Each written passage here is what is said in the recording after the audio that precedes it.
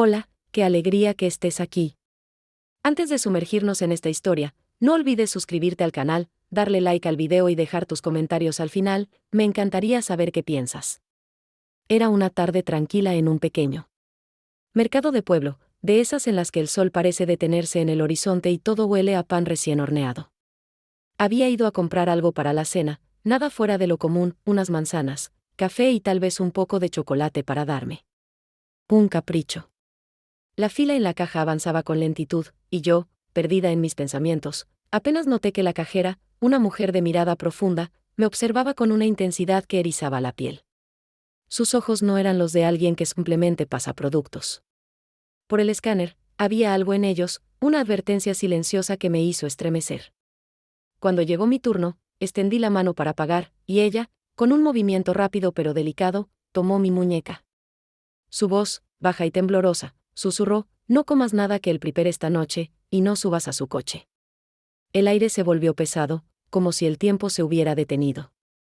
Sentí un frío recorrer mi espalda mientras el sonido monótono del escáner parecía amplificar el eco de sus palabras. ¿De qué estaba hablando?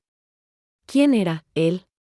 Mi prometido, Lucas, estaba afuera, esperando en el estacionamiento, revisando su teléfono con esa calma suya que siempre me había parecido inofensiva. Intenté mantener la compostura, sonreí torpemente y tomé mis bolsas, pero mi corazón latía desbocado. La cajera no dijo más, solo me miró con una mezcla de compasión y urgencia, como si me hubiera entregado una pieza crucial de un rompecabezas que aún no entendía. Salí del mercado con las bolsas apretadas contra el pecho, sintiendo que cada paso me alejaba de la normalidad. Lucas me esperaba apoyado en el coche, con esa sonrisa suya que ahora, por alguna razón, me parecía demasiado estudiada. ¿Todo bien, amor?, preguntó mientras abría la puerta del copiloto. Asentí, pero mis manos temblaban al subir al coche. La advertencia de la cajera resonaba en mi mente como un tambor: no comas nada que el prepare esta noche, y no subas a su coche. Pero ya estaba dentro, con el cinturón puesto, y el motor rugiendo suavemente. Intenté calmarme, diciéndome que quizás la cajera estaba confundida, que tal vez era una broma o un malentendido. Pero algo en mi interior, esa voz que a veces ignoramos, me gritaba que no era así. Miré a Lucas de reojo mientras conducía, tarareando una canción que sonaba en la radio. Todo parecía normal, pero sus manos apretaban el volante con demasiada fuerza, y sus ojos evitaban los míos. De pronto, me ofreció una botella de jugo que había en el asiento trasero. Toma, está fresca, dijo con un tono que sonaba ensayado. Mi estómago se contrajo. Recordé las palabras de la cajera y, con una excusa rápida, dije que no tenía sed. Él insistió, con una insistencia que no era habitual, y mi pulso se aceleró. Algo no estaba bien. Durante el trayecto, intenté distraerme mirando el paisaje. Los árboles que pasaban veloces y las casas iluminadas al atardecer. Pero mi mente no paraba de dar vueltas. ¿Por qué la cajera me habría dicho eso? ¿Conocía a Lucas? ¿Había visto algo que yo no? Recordé pequeñas cosas de los últimos meses, dolores de cabeza inexplicables, mareos que atribuía al estrés del trabajo, y como Lucas siempre estaba ahí, ofreciéndome pastillas o infusiones que preparaba con tanto cuidado. Siempre pensé que era amor, pero ahora dudaba. El coche avanzaba por la carretera curva, y cada curva parecía un giro en mi propia vida, llevándome a un destino incierto. Llegamos a casa, una pequeña vivienda que compartíamos desde hacía 2 años, decorada con fotos de viajes y promesas de un futuro juntos. Lucas se ofreció a preparar la cena, algo que hacía a menudo, pero esa noche sus movimientos en la cocina me parecieron calculados, como si cada corte del cuchillo escondiera una intención. Me senté en el sofá, fingiendo leer un libro, pero mi mente estaba en alerta. Observé cómo mezclaba ingredientes, cómo vertía algo en una olla con una precisión que no era propia de alguien preparando una simple sopa. La advertencia de la cajera no me dejaba en paz. Cuando puso el plato frente a mí, con una sonrisa que ahora veía como una máscara, mi instinto me gritó que no tocara la comida. No tengo mucha hambre, dije, empujando el plato con suavidad. Su rostro cambió por un instante, una sombra de frustración cruzó sus ojos, pero se recompuso rápidamente. Bueno, guardaré tu parte para después, respondió, y su tono tenía un filo que no había notado antes. Cenamos en silencio, o al menos él comió mientras yo picoteaba una manzana que había comprado yo misma. La tensión en el aire era palpable, como una niebla espesa que se colaba entre nosotros. Después de la cena, Lucas sugirió ver una película. Pero yo excusé un dolor de cabeza y me fui a la habitación. Cerré la puerta con llave por primera vez en meses, algo que él notó pero no comentó. Me acosté, pero el sueño no llegó. En cambio, repasé mentalmente cada detalle de nuestra relación, cómo nos conocimos en una fiesta de amigos comunes, cómo su encanto me conquistó rápidamente, y cómo, poco a poco, me había aislado de mis amistades, convenciéndome de que era por nuestro bien. Ahora veía patrones que antes ignoraba, como sus llamadas nocturnas que atribuía al trabajo, o las ausencias inexplicables que duraban horas. Esa noche, mientras él dormía, me levanté en silencio y revisé su teléfono. Algo que nunca había hecho. Mi corazón latía tan fuerte que temía despertarlo. Encontré mensajes que no esperaba, conversaciones con una tal, Clara, que hablaban de terminar con esto esta noche, y asegurarse de que no queden cabos sueltos. Mi respiración se detuvo. Había coordenadas, fechas, y una foto. Mía durmiendo en nuestra cama, tomada sin que yo lo supiera. Sentí náuseas, pero no podía parar de leer. Los mensajes eran fríos, metódicos, como si planearan un negocio en lugar de una traición. Clara, quienquiera que fuera, parecía estar al tanto de todo. Había un mensaje que decía: cuando ella ya no esté, podremos empezar de cero. Mi mundo se derrumbó en ese instante. Lucas no solo me estaba engañando, estaba planeando algo mucho peor. Las piezas encajaban, los mareos, las pastillas, las infusiones. ¿Cuánto tiempo llevaba envenenándome lentamente? Me senté en el suelo del baño, con el teléfono en las manos, y lloré en silencio, ahogando los sollozos para no alertarlo. Pero el llanto dio paso a la rabia, una rabia fría que me impulsó a actuar. Tomé capturas de pantalla de todo, las envié a mi correo personal y borré las evidencias de que había revisado el dispositivo. Volví a la cama, fingiendo dormir, pero mi mente era un torbellino de planes. No podía confrontarlo directamente, necesitaba más pruebas, necesitaba un escape seguro. A la mañana siguiente, fingí que todo estaba normal. Preparé café, sonreí. Hablé de planes para el fin de semana. Pero en mi mente, cada segundo era una estrategia para escapar. Llamé a mi mejor amiga, Sofía, y le conté todo en susurros desde el baño. Ella no dudó un segundo: sal de ahí ahora mismo. Ven a mi casa. Pero no podía simplemente irme, necesitaba pruebas, necesitaba entender hasta dónde llegaba esta pesadilla. Durante el día, Lucas actuaba con una normalidad inquietante, pero yo notaba pequeños detalles, revisaba su teléfono constantemente. Miraba por la ventana como si esperara a alguien, y evitaba cualquier conversación profunda. Aproveché un momento en que salió a hacer un mandado, para registrar su escritorio.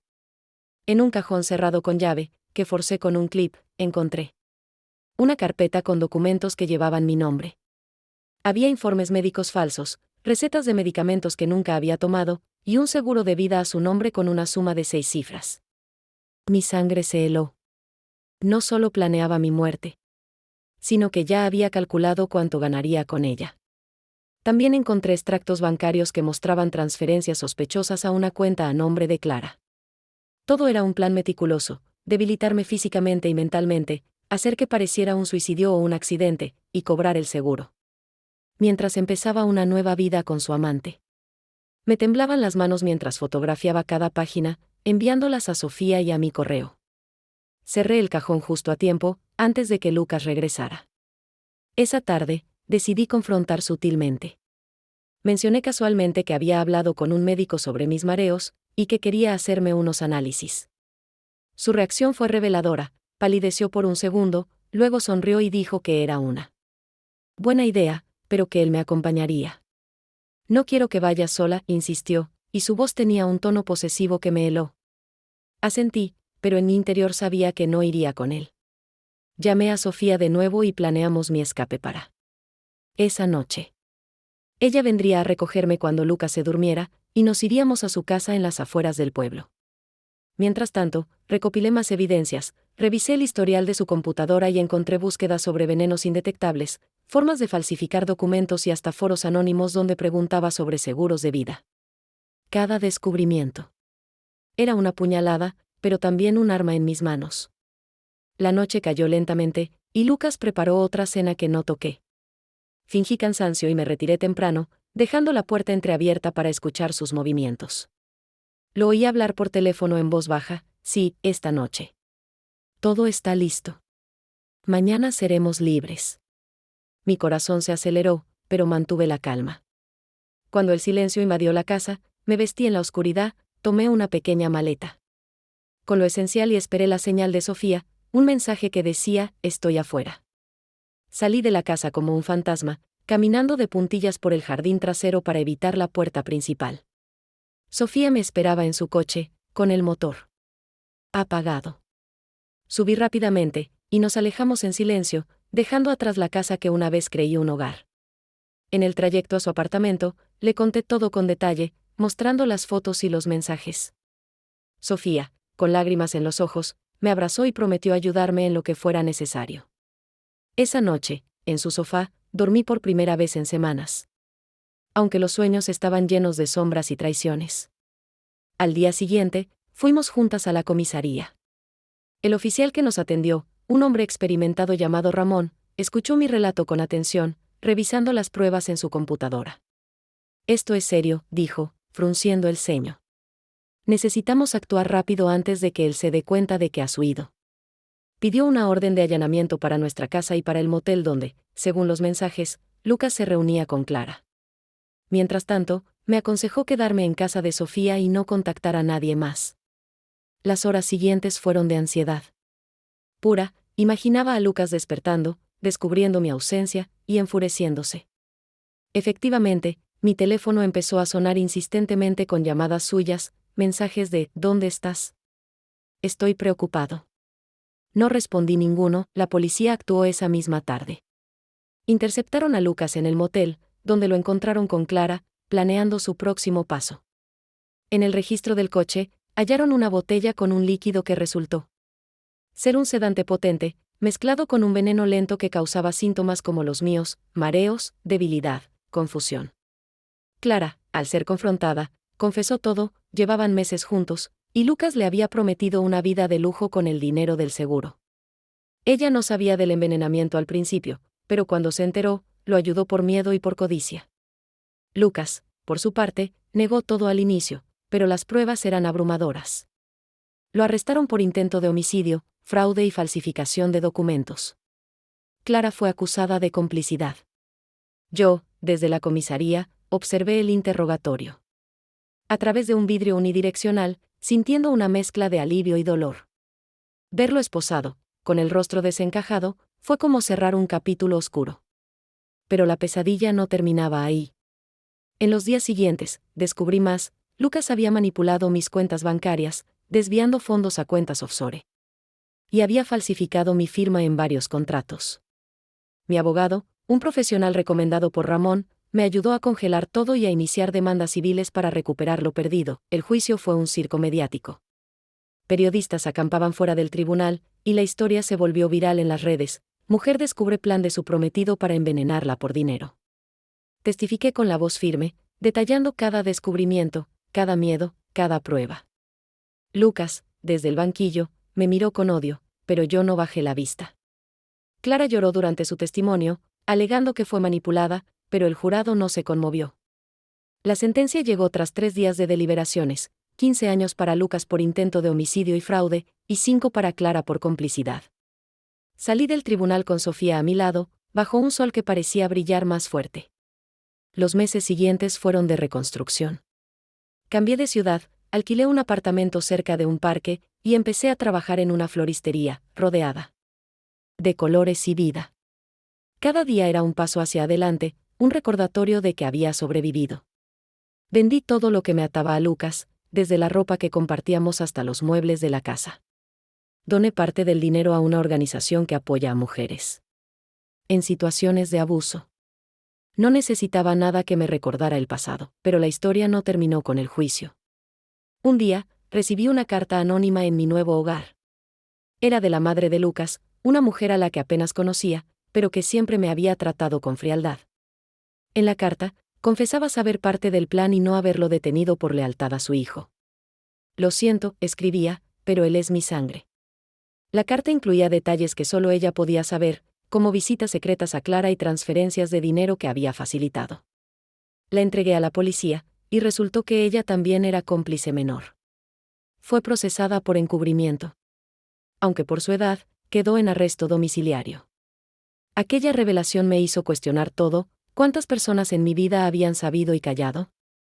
Empecé terapia, hablando de la traición no solo de Lucas, sino de un sistema que permite que tales planes se gesten en silencio. La terapeuta me ayudó a reconstruir mi confianza, a reconocer señales de manipulación y a valorar mi intuición. Con el tiempo, conocí a nuevas personas. En la floristería, entablé amistad con Marco, un cliente habitual que compraba rosas para su abuela. Nuestras charlas empezaron inocentes, hablando de flores y libros, pero poco a poco se volvieron profundas. Marco era todo lo contrario a Lucas, honesto, paciente, sin secretos. No me apresuré, después de lo vivido, necesitaba tiempo. Pero un día, en un paseo por el parque, me contó su propia historia de superación, y sentí una conexión real. Empezamos a salir, despacio, construyendo algo basado en verdad y respeto. Él me animó a escribir mi historia, no para venganza, sino para ayudar a otras. Publiqué un libro anónimo sobre mi experiencia, y recibió reseñas de mujeres que se identificaban, diciendo que les había salvado la vida al reconocer patrones similares. Un año después, decidí volver al pueblo por cierre. Caminé por las calles conocidas, sintiendo una paz que no había tenido antes. Entré al mercado, y allí estaba la cajera, en su puesto habitual. Me acerqué, y al verme, sonrió ampliamente. «Estás radiante», dijo. La abracé fuerte, agradeciéndole no solo la advertencia, sino el coraje de hablar. Me contó su lado. Había visto a Lucas en el mercado con Clara, escuchando conversaciones sospechosas, y reconoció mi foto en su teléfono. No podía quedarme callada, explicó. Ese encuentro fue catártico, cerré el ciclo con gratitud. Hoy, vivo una vida plena. Tengo a Marco, amigos verdaderos, y un propósito. La pesadilla me hizo más fuerte, más alerta. Aprendí que la intuición es un superpoder, y que a veces, un desconocido puede ser tu salvador. Si estás en una situación similar, escucha esa voz interior y actúa. No estás sola. La vida siguió su curso, pero no sin más giros inesperados. Unos meses después de publicar el libro, recibí un email de una editorial interesada en expandirlo a una serie de testimonios. Acepté, y eso me llevó a viajar por el país, dando charlas en centros de mujeres y universidades. En una de esas charlas, en una ciudad lejana, conocí a Elena, una mujer que había vivido algo similar. Su exmarido la había envenenado lentamente con arsénico para quedarse con su herencia. Nos hicimos amigas, y juntas fundamos un grupo de apoyo online, donde cientos de mujeres compartían sus historias. Elena me presentó a su hermano, un detective privado que ofrecía servicios pro bono para casos como el nuestro. Con su ayuda, investigué más sobre el pasado de Lucas y descubrí que no era su primer intento. Había una exnovia que había desaparecido años atrás, y aunque no se probó nada, las similitudes eran escalofriantes. Compartí esa información con la policía. Y reabrieron el caso, aunque sin resultados concretos. En paralelo, mi relación con Marco floreció. Nos mudamos juntos a una casita con jardín, donde plantamos flores que recordaban mi trabajo en la floristería. Adoptamos un perro, un labrador juguetón llamado Max, que llenaba la casa de alegría. Y me hacía sentir segura. Marco me propuso matrimonio en un atardecer junto al mar, con un anillo simple pero lleno de significado. Acepté, pero con una condición, un acuerdo prenupcial que protegiera a ambos, aprendido de la dura lección. La boda fue pequeña, con Sofía como madrina y Elena como invitada especial. Bailamos bajo las estrellas, y por primera vez en mucho tiempo, sentí que el futuro era prometedor. Sin embargo, el pasado no se borraba del todo. Lucas, desde la prisión, intentó contactarme a través de cartas, pidiendo perdón y jurando cambio. Las quemé sin leerlas, pero una llegó con una amenaza velada. Clara sabe cosas que podrían cambiar todo. Alarmada, contacté al detective, quien descubrió que Clara, ya en libertad condicional, planeaba un libro propio para contar su versión. La confrontamos legalmente, y el libro nunca vio la luz, gracias a cláusulas de confidencialidad del juicio. Aquel episodio me recordó que la vigilancia es eterna, pero también me fortaleció. Con el tiempo, expandí mi activismo. Colaboré con organizaciones internacionales, hablando en conferencias sobre violencia doméstica invisible. Viajé a Latinoamérica, donde conocí historias aún más impactantes, y fundé una fundación con donaciones del libro. Llamada Voces Silenciadas, ofrece recursos legales y psicológicos gratuitos. En una de esas viajes, en México, rescaté a una joven de una situación similar, ayudándola a escapar y testificar contra su agresor. Ese momento fue transformador, de víctima a salvadora. Regresando a casa, Marco y yo empezamos a hablar de familia. Adoptamos una niña huérfana, Ana, de 4 años, con ojos curiosos y una risa contagiosa. Criarla me enseñó el verdadero amor, incondicional y puro. Max se convirtió en su guardián, y la casa se llenó de juguetes y risas. Ana me preguntaba sobre mi historia de princesa guerrera, y le contaba versiones suavizadas, enfatizando la importancia de la fuerza interior. 10 años después, miro atrás y veo un camino de espinas que llevó a un jardín floreciente. Lucas salió de prisión, pero bajo vigilancia, y nunca más supe de él. Clara desapareció en el anonimato. Yo, en cambio, vivo plena, autora, activista, madre, esposa. La cajera, a quien visito anualmente, es ahora amiga, y juntas recordamos. Como una frase cambió todo: la vida es impredecible, pero con coraje, se reconstruye. Escucha tu intuición, busca ayuda, y recuerda, eres más fuerte de lo que crees. No olvides suscribirte al canal, darle like y compartir tus pensamientos en los comentarios. ¿Qué habrías hecho en mi lugar? Quiero leerte.